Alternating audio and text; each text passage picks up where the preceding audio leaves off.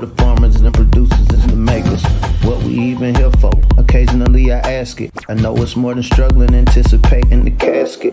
Reap what we sow, trying to fill up my basket. Life's a plantation, I self-law and master. Over the plot I've been granted on this planet. Now it's slanted, cause the chosen been supplanted. But if you overstand it, it was spoken. Fractured, but we ain't broken. Even though some would rather play the role of token, we growing. Black through the essence of a presence. We carry the blood of gods, we carry the mind of peasants. Rich black gardens, future look more like Eden. Multiply seeds like the seed banks in Sweden. Rep my planners on plan according to season. Beat one code, switching it up is treason. Black power, family what we eat. Either we get fed or we feed. Beat one thing. What's going on? What's growing on? What is growing on? Welcome to B1 Ag Daily Bread Podcast. I'm John Henry Harris, and we also have Farmer Brown, the MC. Here at B1 Ag, we focus on Black agriculture as it pertains to agricultural production, education, marketing, health, food, nutrition, and economics, all for the Black family and for the Black community. Welcome, Black, to the garden. Today, we're going to have an interesting discussion that we're going to have, and this discussion revolves around trust. Trust. Now, the definition of trust is a firm belief in the reliability, truth, ability, or strength of someone or something. Mathematically, trust equals consistency over time. Now, John Henry, why are we talking about trust? Because trust does play an integral role when it comes to agriculture and our food system, and also building a better food system. And here at B1 Ag, we're going to look at the dynamics of trust, the role it has played in agriculture and us trying to build our own food system and to sustain ourselves throughout American history, and how we can get over that barrier to feed our own selves. And that's exactly what we're going to talk about today, breaking the trust barrier to feed ourselves. Farmer Brown, who do you trust? First, I just like to say peace to the B1 family. Hope everybody's doing well. My mom always tells me, Trevor, act like it's nobody but you and God. Saying that to say, when we think about this concept of trust and human interactions, peace, Cherry Wildflower, we need to chop it up with you. According to Sigmund Freud, in the deepest essence of human nature, it consists of first, self-preservation, second, aggression, third, the need for love, and fourth, the impulse to attain pleasure and avoid pain. When we have this discussion today, I would like for the family to keep those four components of a human in mind when we talk about trust. Sometimes trust is based on, I'm going to ask you something and you're going to give me an honest answer. But then also trust can just be, I know what I'm dealing with. And so since we know what we're dealing with, how do we move forward? As you were saying, how does this conversation tie with agriculture? We understand food is one of the most natural functions that any living organism has, whether you're talking about plants, animals, or humans. And so we find ourselves in a situation where 1.4% of 3.5 million producers in this country are melanated. And so, there's a lot of reasons why this statistic exists. And we also see ourselves, unfortunately, as a group that is dependent on people who have baked into a system that these people aren't going to be able to feed themselves. And when we think about stories like the Black Panthers, United Farm Workers, for example, which we'll touch on later, there have been very strategic moves and efforts to keep certain groups from being able to feed themselves. And so once again, our conversation is today, we like to be productive and solution-based. How can we build this trust to work towards feeding ourselves?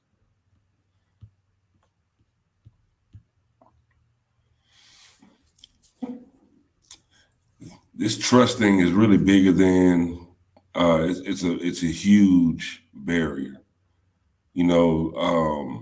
Some people may not trust a Black farmer because they may look at well, maybe their vegetables or their produce is inferior. The Black farmers don't necessarily trust agencies that are put in place, to help that are supposed to help them get subsidies and monies to help their operation, because historically they just haven't helped. Like if we look at the Farmers of Color Act that was signed in March, it's legislated. The government said we're going to give you debt relief, over $4 billion in debt relief. It's December 2nd. Those Black farmers still have not received that legislated debt relief, as it's still tied up in the quagmire of the court system. There's a trust in agriculture, trust in this food. Do we trust Bill Gates to feed us? Do we trust a lab-grown meat? Do we trust all these different GMOs? Trust is integral when it comes to our agriculture and our food system. Ag is a team sport. The concept of I can just plant the seed, I can grow it, I can process it, I can harvest it, process it, distribute it, market it. You have to be Superman or Superwoman to do that efficiently without burning yourself out. And so it is a team sport. Dr. Boyce, he was almost preaching the other day. He was actually reading from Dr. Claude Anderson's Black Labor, White Wealth, and just talking about how mathematically it was baked in back in the 1600s of why we see this dynamic we see today. I had two interesting meetings this week, and these were work meetings. One was with the family. It was a young couple that had just bought some acres, and they were wanting to see what is the best thing they can produce and make their operation profitable. And so as an extension agent, my job is to give research-based information and, connect these people with the necessary parties. So saying that to say there is a trust. I can definitely give you scientific research-based information on what to produce, but okay, once I've given you the information, there's then an action item that the family, that the client, that the stakeholder has to take. And so after I've given you my piece of this broader structure, I have to trust that the agency that you spoke of, or the office, whether it's the NRCS, whether it's the USDA, whether it's your local ag department, I have to trust that the person there whose desk you're going to go to, or on the other line, or at the end of the email, is going to have the same value in helping your operation. A lot of times we run into a lot of well-meaning individuals that, they're giving all they can to make something work, present opportunities, present information, but then there is this trust that has to be, it's one thing believing, but then there's another thing you have to know. The infographic you use as a thumbnail. Okay, we're on this cliff. Now, you got your hand out, and I'm thinking you're going to grab my hand and pull me up. But if you don't grab my hand as I reach for you, I could fall down this cliff. And so when we think about this economically, when we think about the people that are altruistic, when we think about a lot of the organizations, I think about BLM, these people that are suddenly woke. They realize after 400 years, we've been doing these people horrible. Some of it could be true, some of it could be theater. But saying that to say, to make a formidable ag system work, you have to have trust with all of the different components. And when we think about the history, like I said, I would encourage the family that hasn't already looked into the history of COINTELPRO.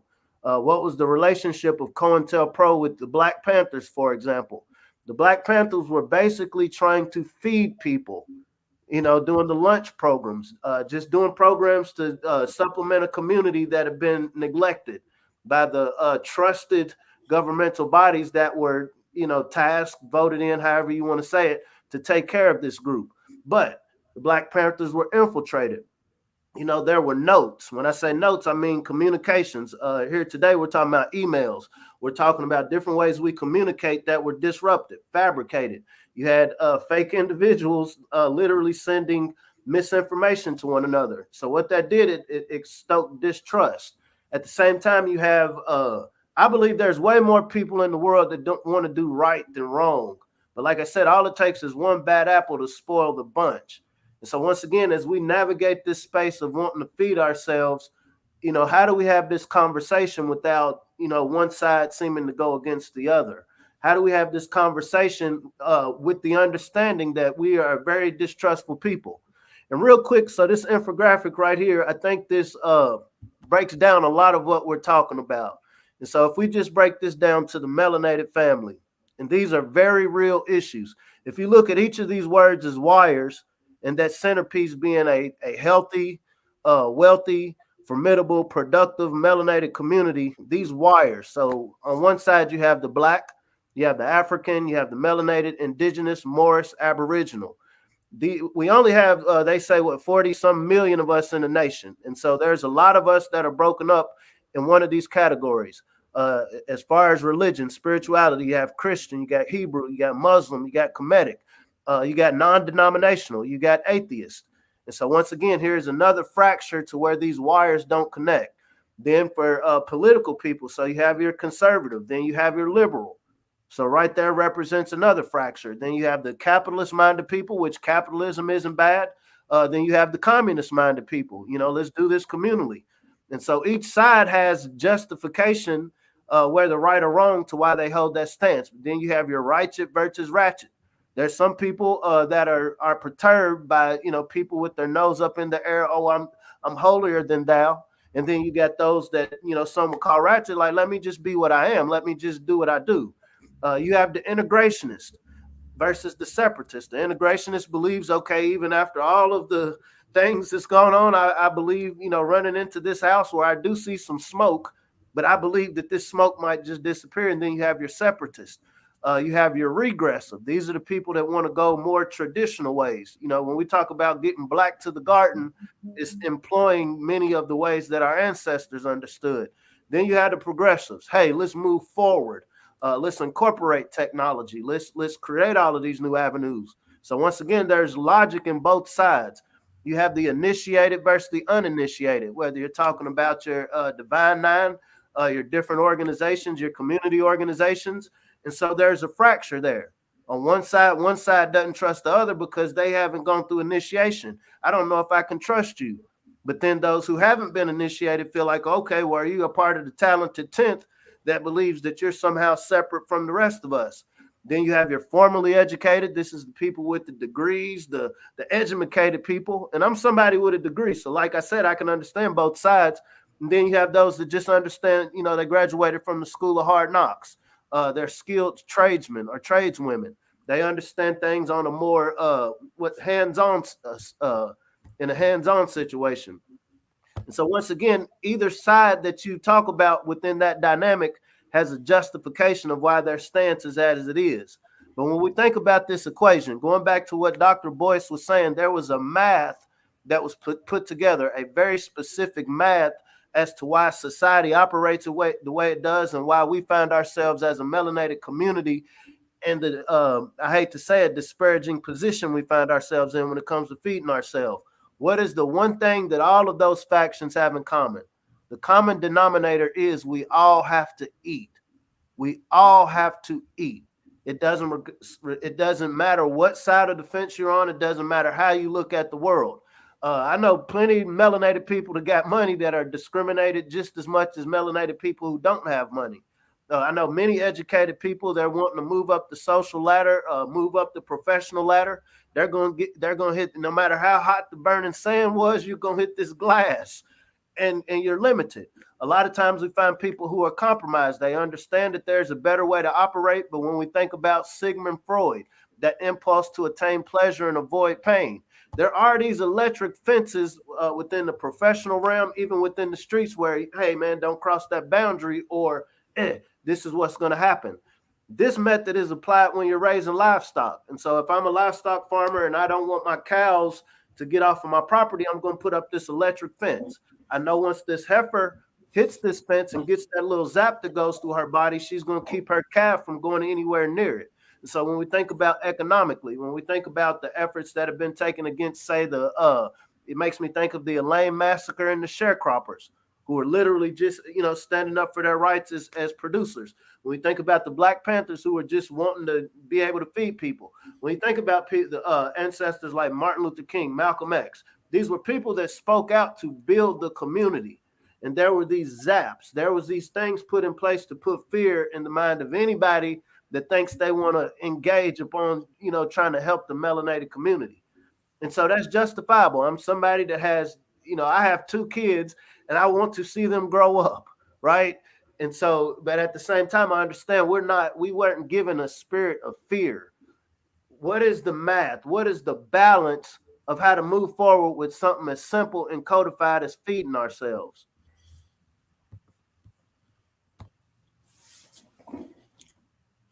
And for those watching, do you trust yourself? Do you really trust yourself that you can go out here and plant some seeds, tend to those seeds and those plants until they grow and bear fruit, and eat that food and provide food for yourself? Can you get past that fear to trust yourself that you can feed yourself? We think you can. We're sure you can. I'm confident that you can. That's why we have healthyblackfood.com. Learn how to grow your own food there. Please sign up. I'm confident you can. There's this concept we talk about frequently with the ancestor Booker T. Watley. One of his rules was avoid the middleman like a plague. When we're specifically talking about agriculture, when we're specifically talking about what we call Black producers, there is this dynamic of brokers. Hey, brother, sister, I want to help you make some money with your farm. I know this person over here. I know this buyer over here. I know this agency over here that can help you. So many times these are going to be well-meaning people that, they have a plug somewhere and they realize, hey, I want to help this group over here. So I'm going to mediate this connection.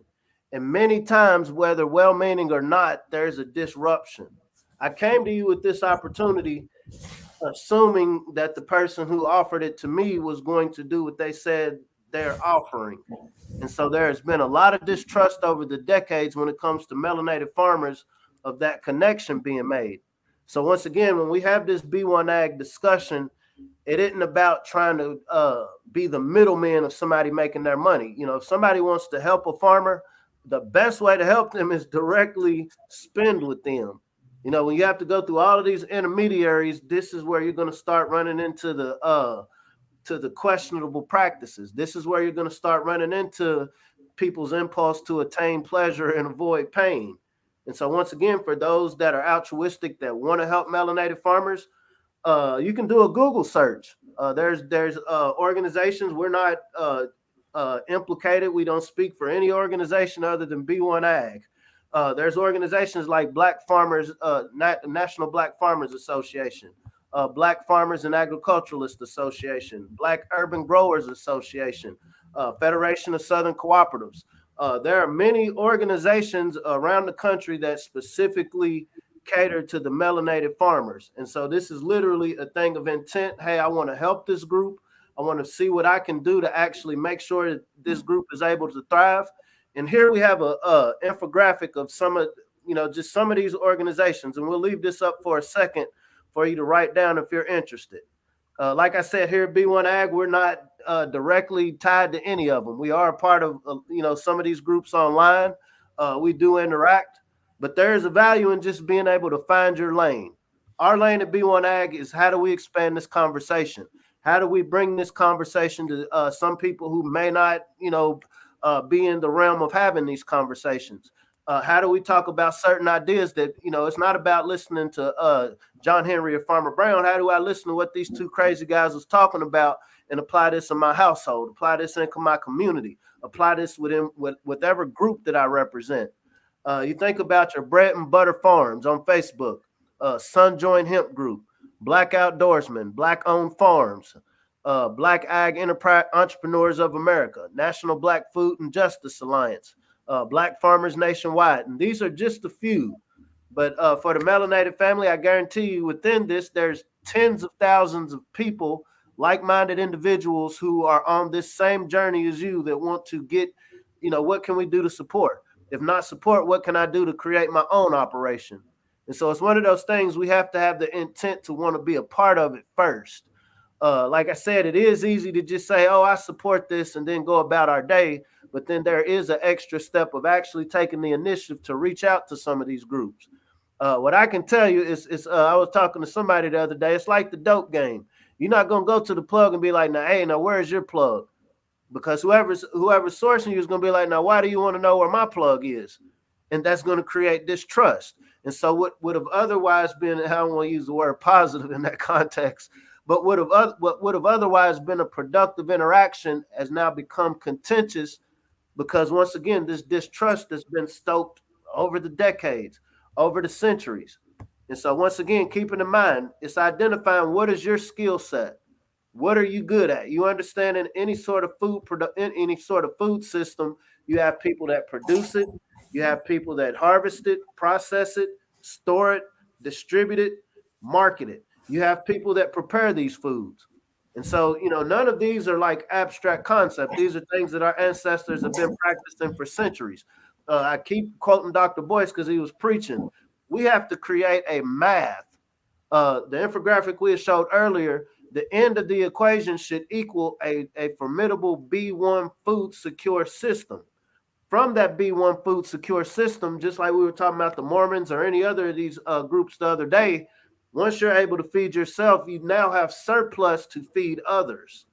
And so whether you're on the side, for example, of the integrationist or the separatist, hey, there is a value in being separate amongst your own. When we talk about integration, let's have an integration of economies, meaning we produce something on our side that, once we've been able to satiate our need, supply our need, we're now able to sell our surplus to others who value what it is we're producing.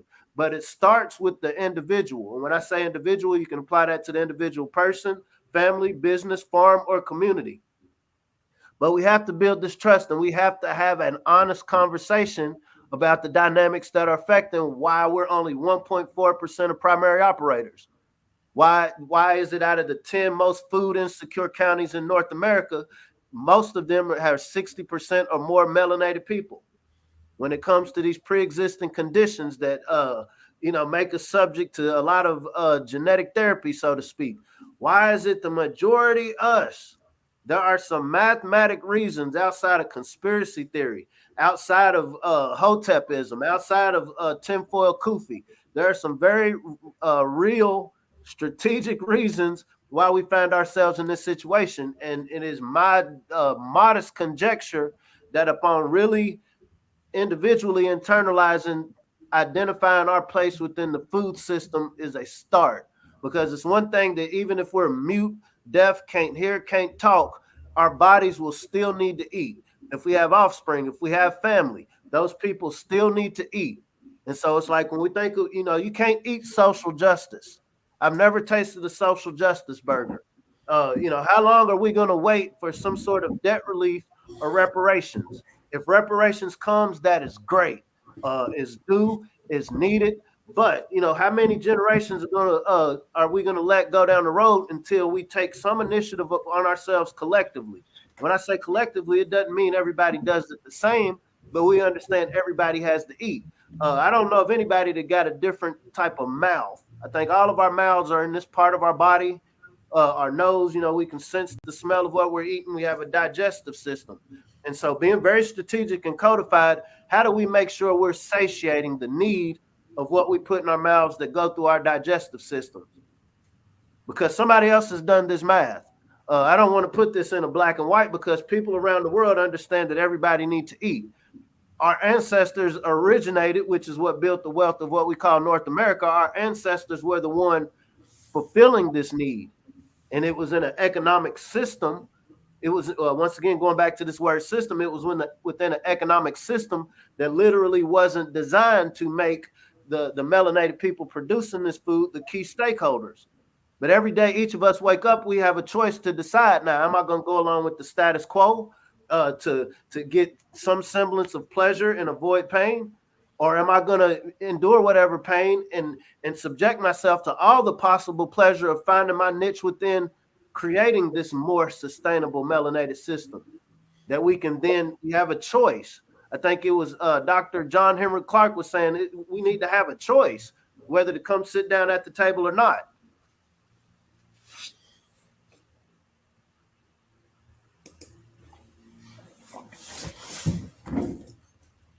Trust is the foundation of any relationship. It's the foundation of any interaction. And when it comes to our food system, this trust,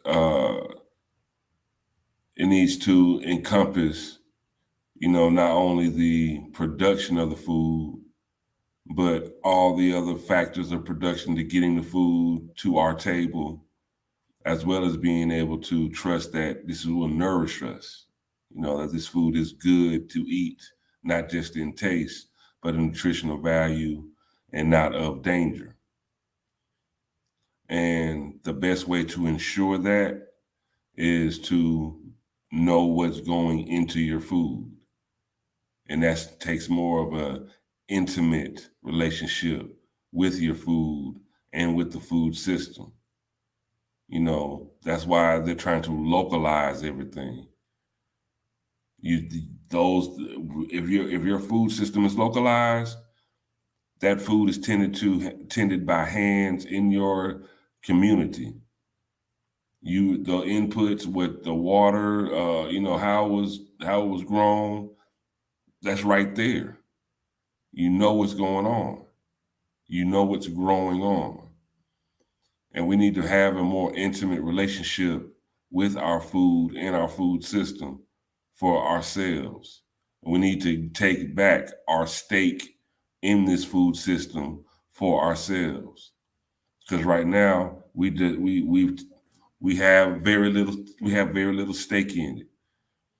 We pay no attention to it. We just trust that the food they give us is good, even though we have diabetes, heart attacks, and all these other pre-existing conditions. This food that is killing us is food that is not made by our hands. This food that is killing us is food that we have no intimate relationship with. We don't even know if it's real.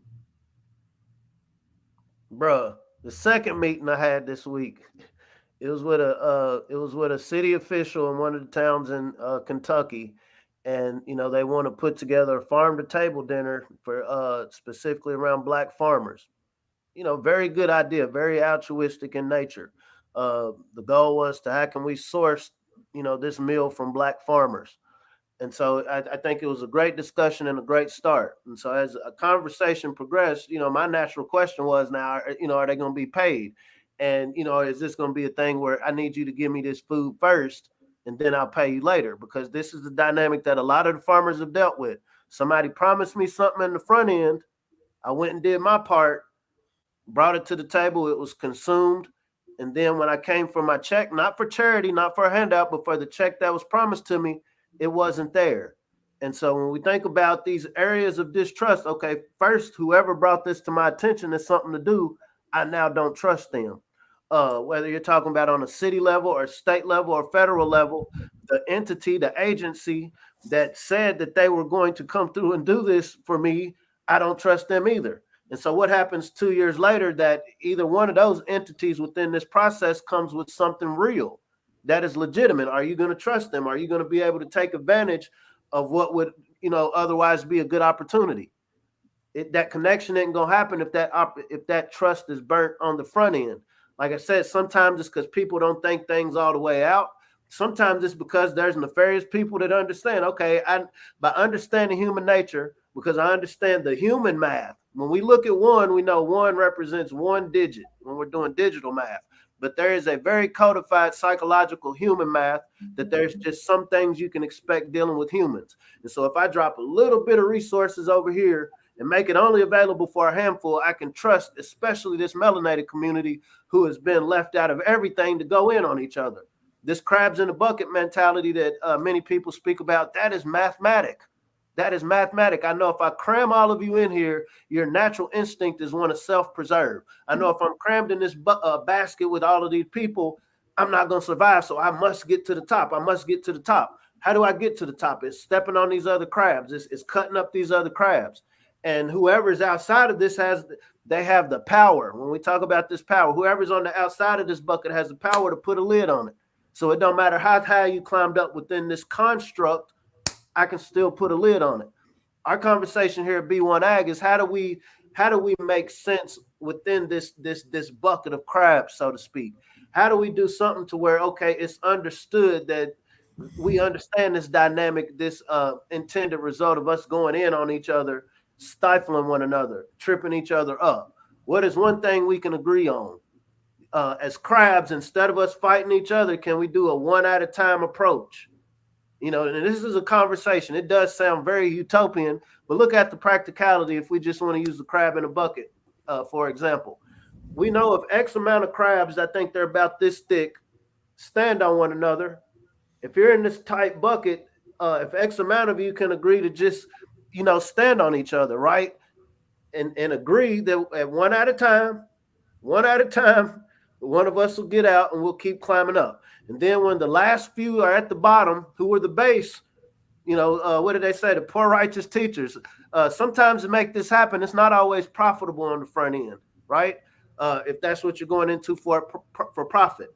But in this proverbial crabs in the bucket scenario, okay, the crabs that got out because the other ones were willing to stand on top of each other. Now we agree to lock our little claws and make sure we pull up those last few at the bottom who sacrificed. They were willing to be the foundation of this trust activity, meaning we don't know if we'll be able to get out or not. We're assuming if I stand my post, allow you to stand on my head, allow this other one to stand on, we'll slowly make this ladder to where we're not cutting each other out. That is feasible. You know, is this an overnight activity? Absolutely not, because we're talking about centuries of this trust being stolen. But once again, here at B1 Ag, our goal is how do we have this conversation? One of our intentional reasons of not being, you know, specifically tied to any specific organization, because that's where bias comes in. An organization is no different than a person. As an organization, I want to preserve myself. I'm going to be aggressive when it looks like I'm competing with other organizations. And we want to attain the benefits of being organized. And we want to avoid the pain of what happens if we're not organized or on our square. So once again, how do we, it's not a thing about trying to get everybody to agree. I think that's mathematically impossible. But how do we have a conversation where a critical mass of us within all of the respective communities, not just in what we call Turtle Island, North America, but around the diaspora, we can come to this central concept that, you know what, it was food production that built the wealth of all of these countries that got colonized. It was our inability to protect it, because obviously we knew how to grow it, or else, you know, these dynamics wouldn't exist. But it's our inability to protect it and our inability to lock up in this proverbial chain around the central idea of we want to feed each other. And then every other part of human activity will fall into place once we're able to feed each other and then protect what it is we're producing.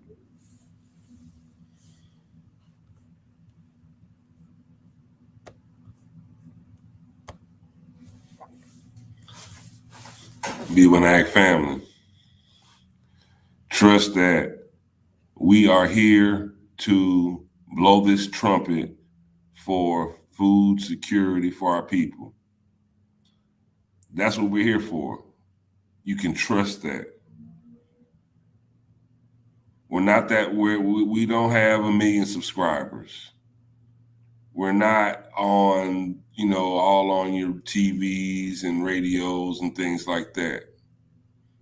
But you can trust that our message is true and it's heartfelt, that we need to be able to grow our own food. We need to build our own food system. We need to be prepared for anything that comes down the pipeline. We have to be. We have to be. We can't necessarily trust what we've been used to. We can't. and it shows that by the fruit that it bears. All these pre-existing conditions in our community, this food is not good for us.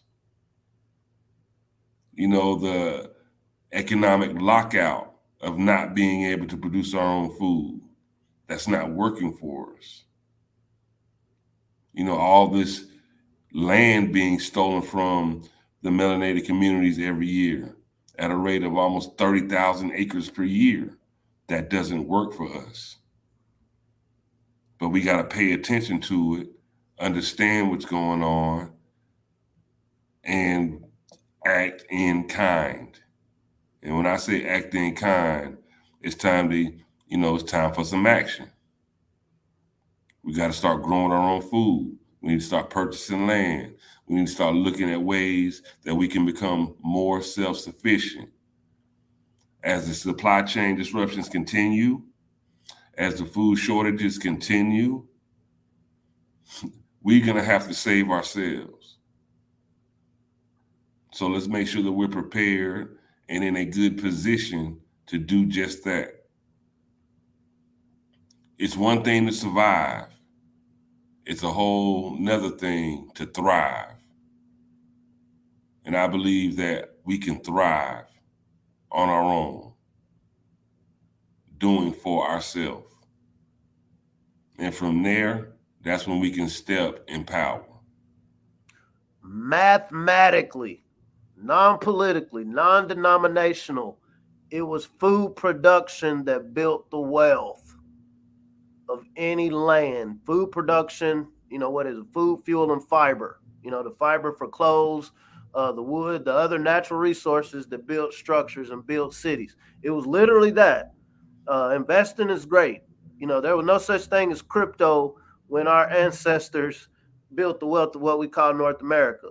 It was at that time, and I wasn't living at that time, but it was at that time there wasn't a code in place to be able to protect what was taken. There was this trust that these people that are coming over here, these pilgrims or these colonizers, we just want to help you. That was our nature. We're in this land of abundance, and we assumed that everybody, has this communal connection with one another. And so, to our detriment, this got co-opted for a couple of 100 years. I tend to believe we haven't seen our finest moment yet. And I believe we're in the precipice of our finest hour, as the Sister Vicky Dillard says. But there is going to be a specific math that has to be applied. There's a lot of vague ways to approach it, but very direct is being able to feed ourselves. That comes with millions of jobs. That comes with millions of entrepreneurial opportunities. That comes with millions when we think about education. The education we understand today is like high schools and public school is fairly new when you look at the timeline of humanity.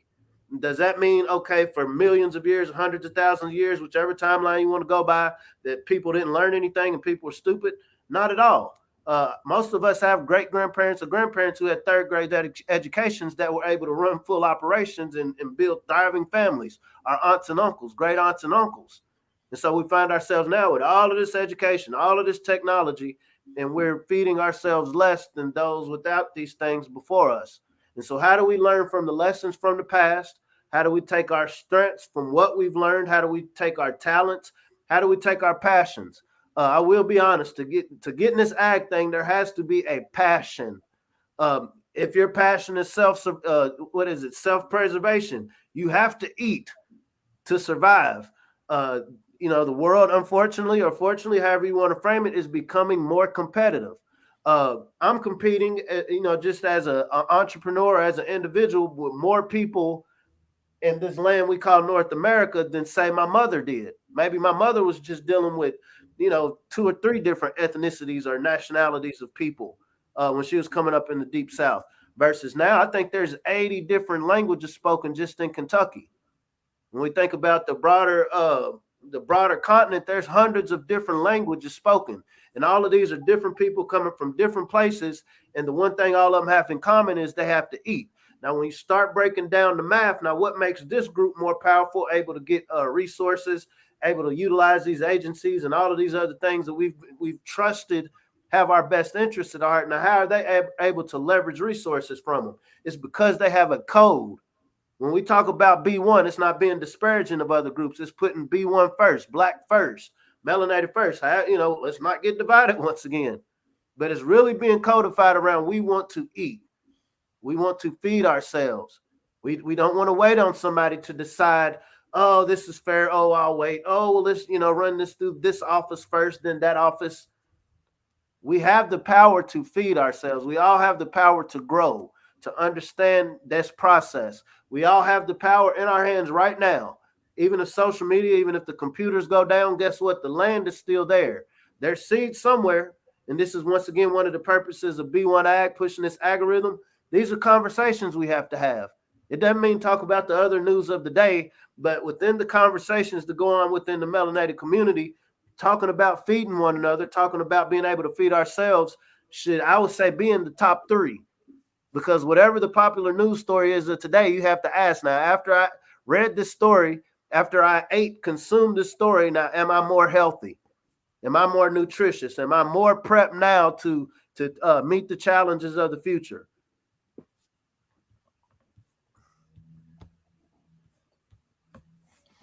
If you'd like to reach out to B1 Ag, you can hit us up at b1aghiphop@gmail.com.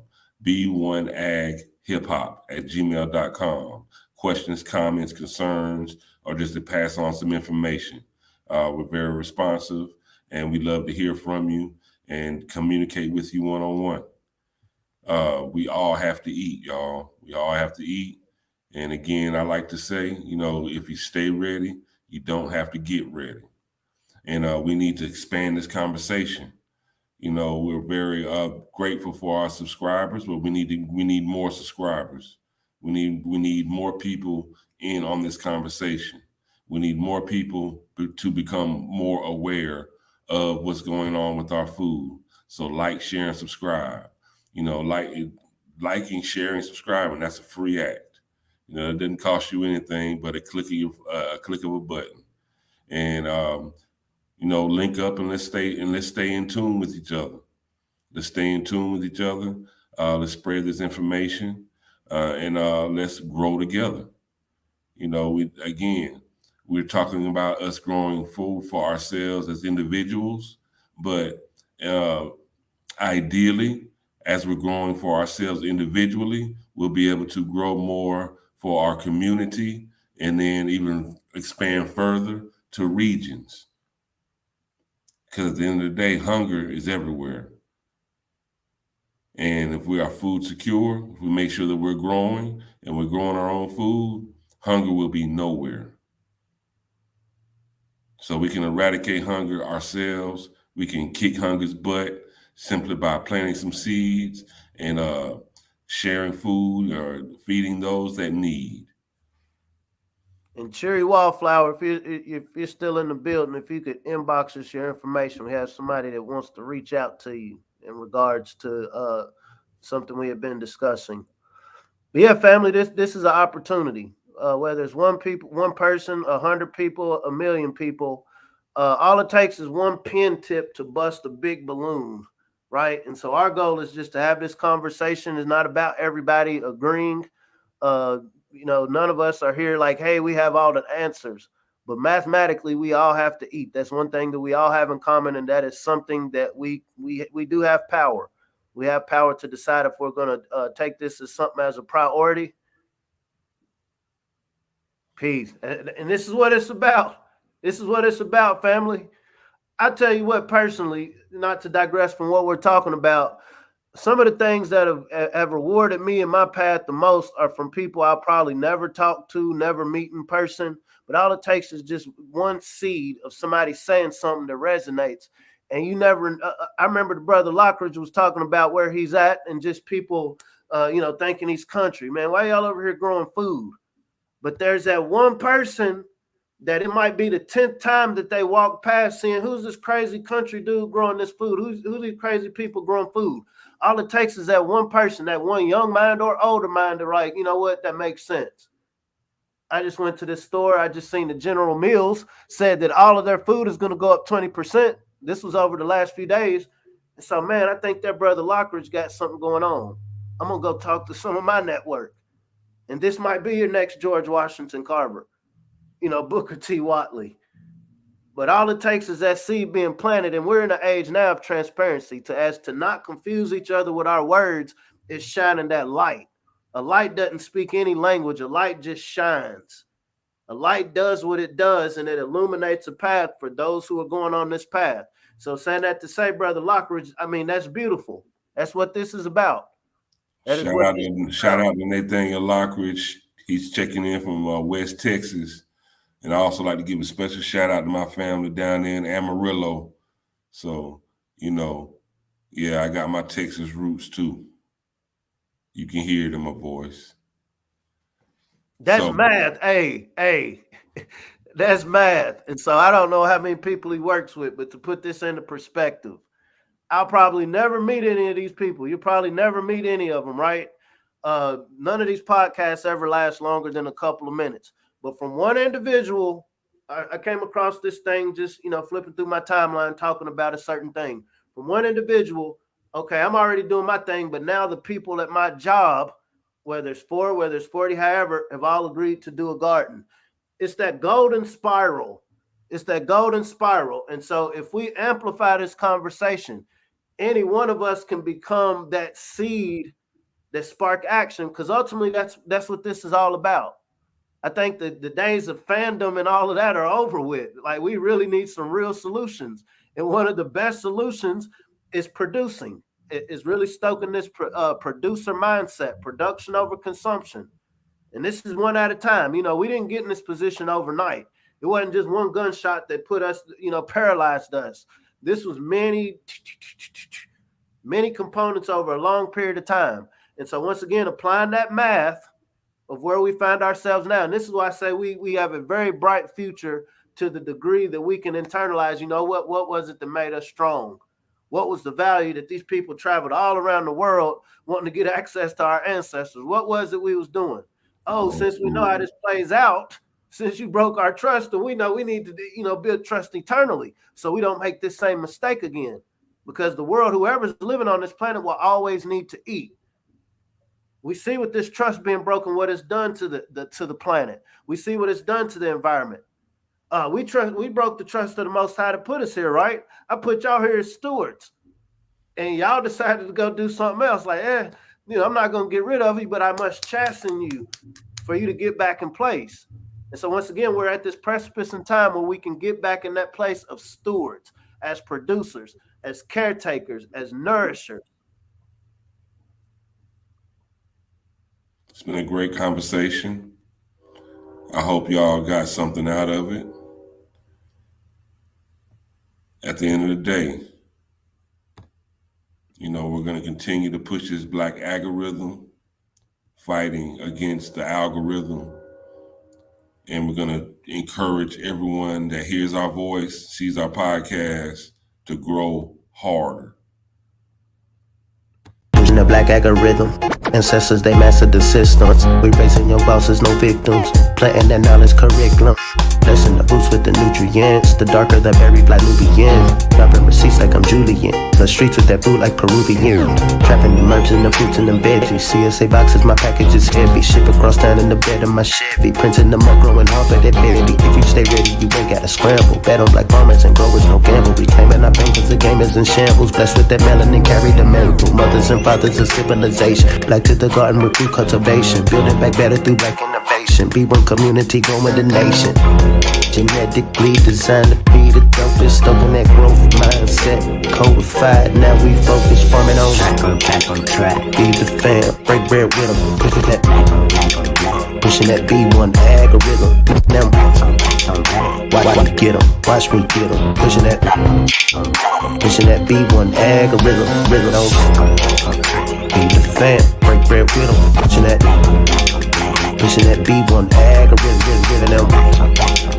Watch me get them. Watch me get them. Pushing that B1 algorithm. And if you really want to know something, what do the people need to do, Farmer Brown? If you really want to know something, you can trust that everybody has to eat. So one of the best things to know is to learn how to grow something. There it is. This week's almost done, y'all. Keep proceeding in love. Keep your growth mindset. Never stop growing. Never stop growing. Keep reaching for that sun and let your roots grow deeper and wider. This is John Henry Harris. We also have Farmer Brown MC. This is B1 Ag Daily Bread Podcast. Until next time, peace.